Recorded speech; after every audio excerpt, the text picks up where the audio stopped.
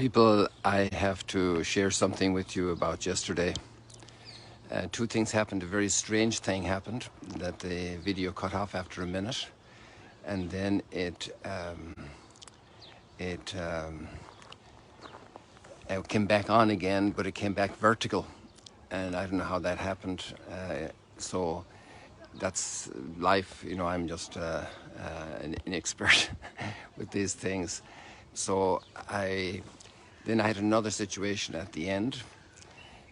When I tried to finish the video and post it, it only gave me 24 hours. It will be deleted, so it's only going to be up for another hour as far as I know. And I tried to copy it, which I always do, to download a copy for YouTube posting. But that didn't work because it only copied the video part as far as the break. And when it came back again, it was vertical, and that part did not come into the YouTube. It didn't get recorded. I couldn't copy it.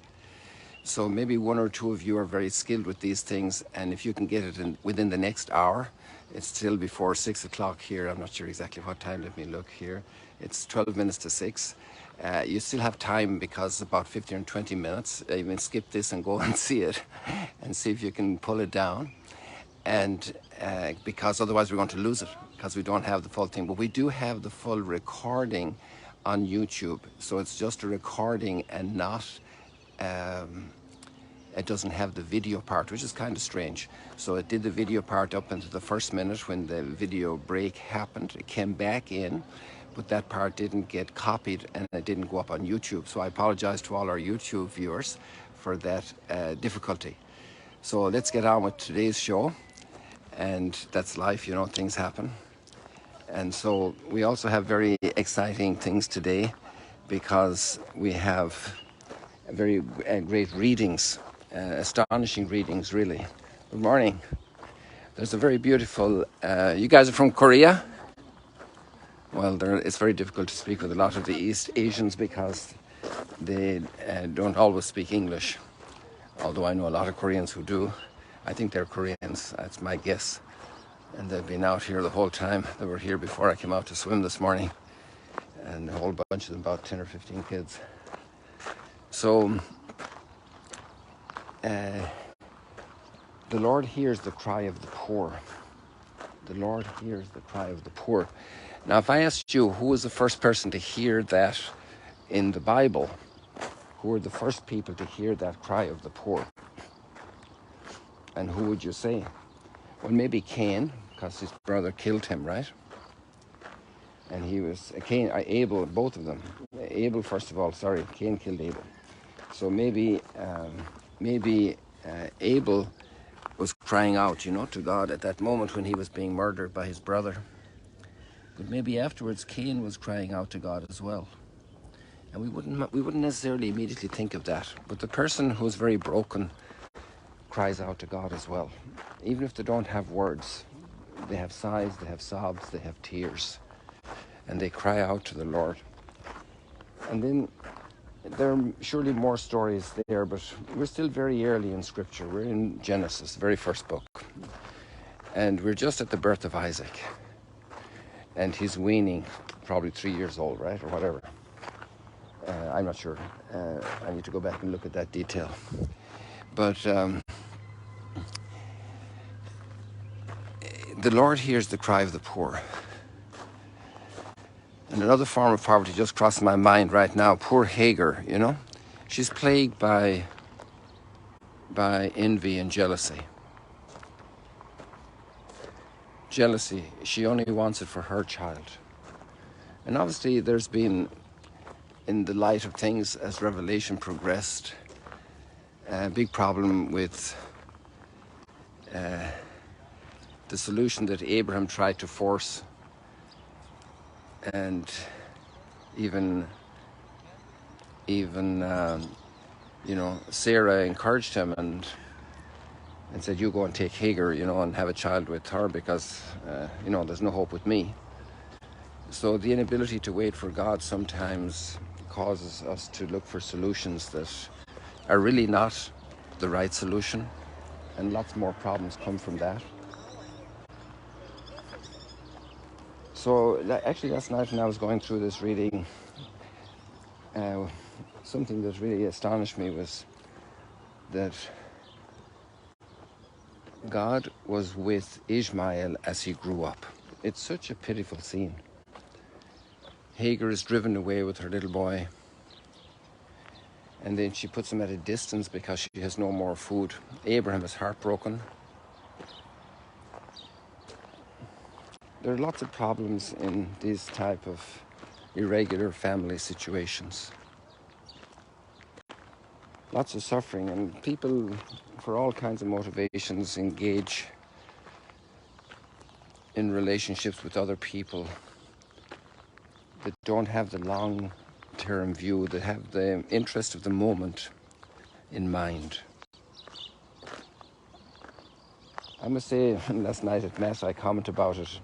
You might laugh at me now, so you're free to laugh at me, that's okay.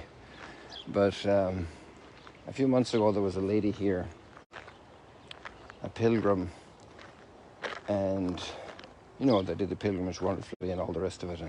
And she said, I'm going to Ireland.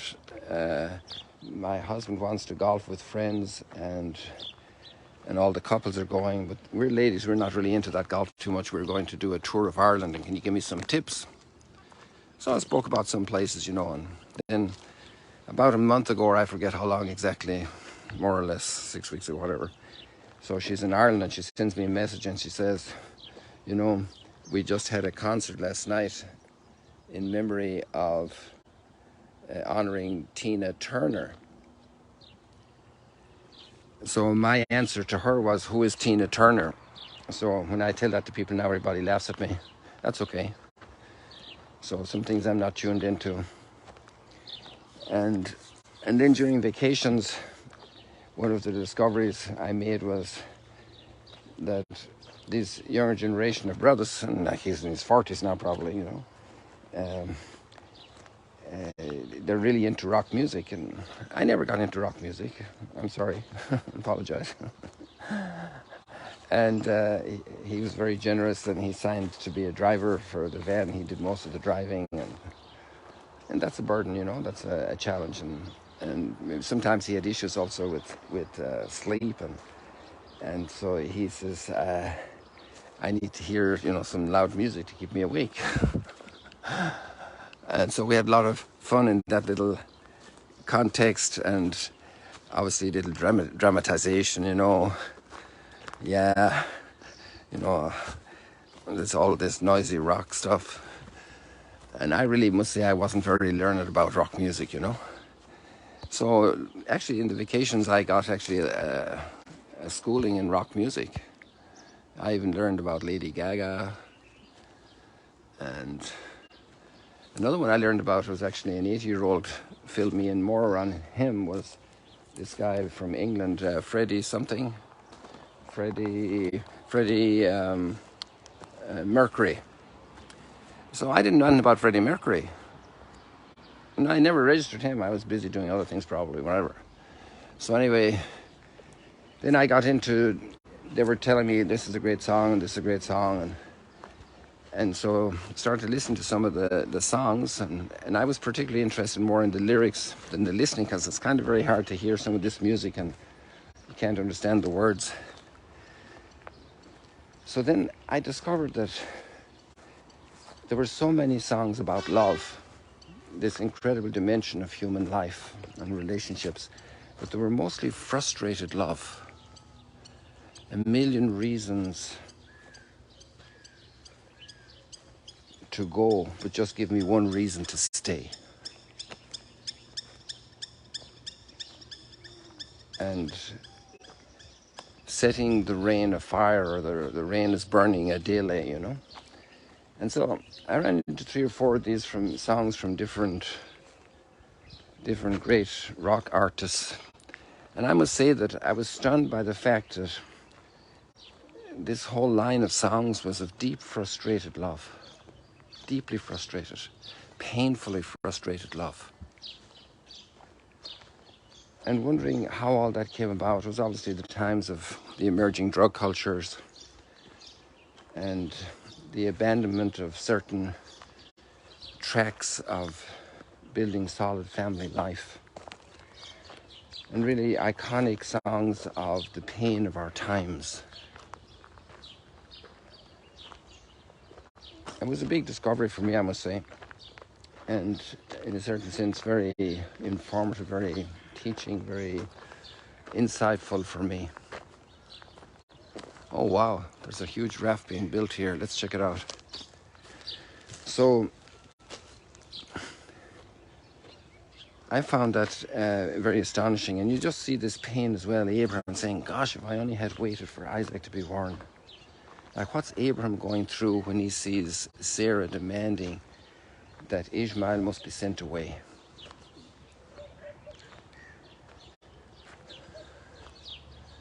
And all the trouble with Lot, who was Abraham's nephew, in Lot's indecisiveness to do the right thing, in his self-centeredness. Abraham was so generous and said, you take the part you wish, I just want to have peace between us. And poor decisions are often made because of wrong motivations.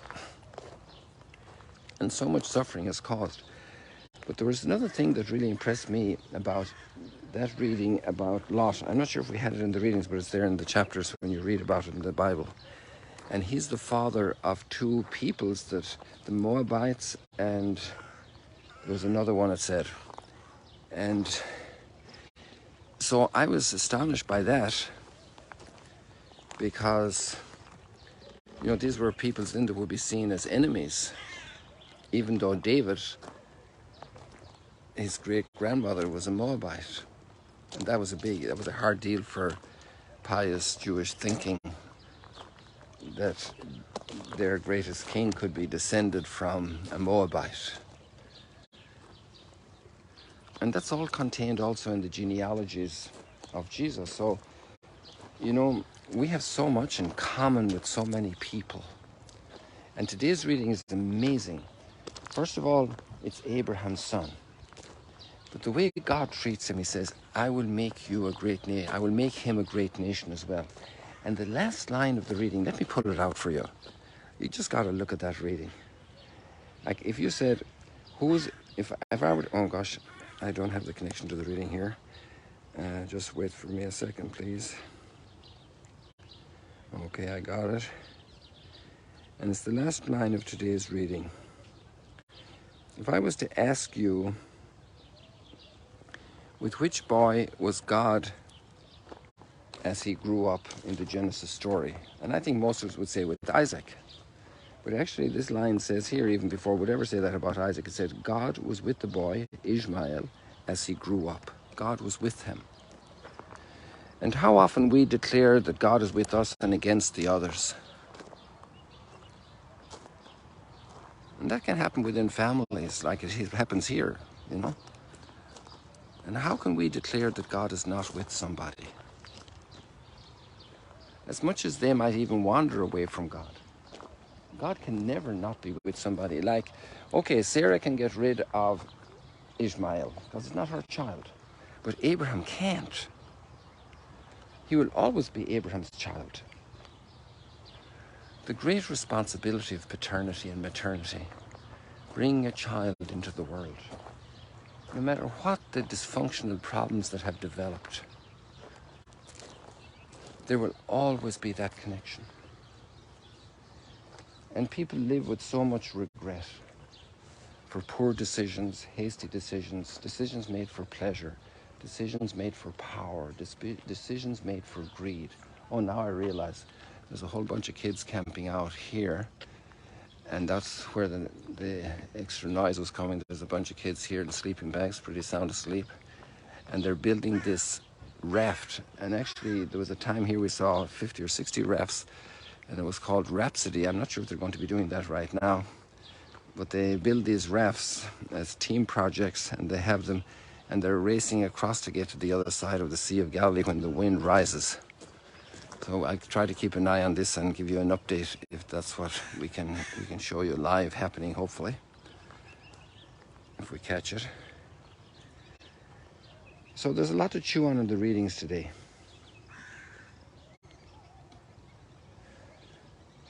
And the other interesting thing is right across from us we have the memory of the pigs and the swine and the devil's being driven out and going into the swine and drowning in the lake.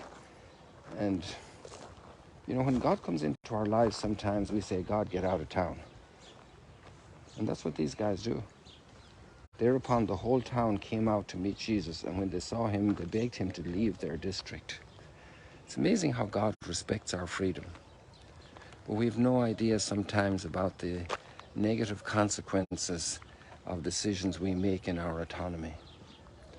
In our great celebration of our freedoms, we make very poor decisions sometimes that have lots of effects afterwards. But God is always with everybody to the end, because every one of us are children of God. And Abraham has a lot of children today, and we need to pray for greater reconciliation between Abraham's children. Abraham, our father in the faith. That's how we celebrate him in the liturgy. Our father Abraham.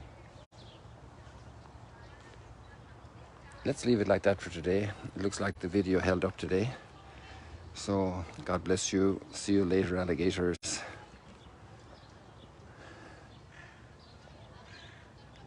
Oh, what's going on here? I just wanted to do my little selfie moment. Goodbye. God bless you.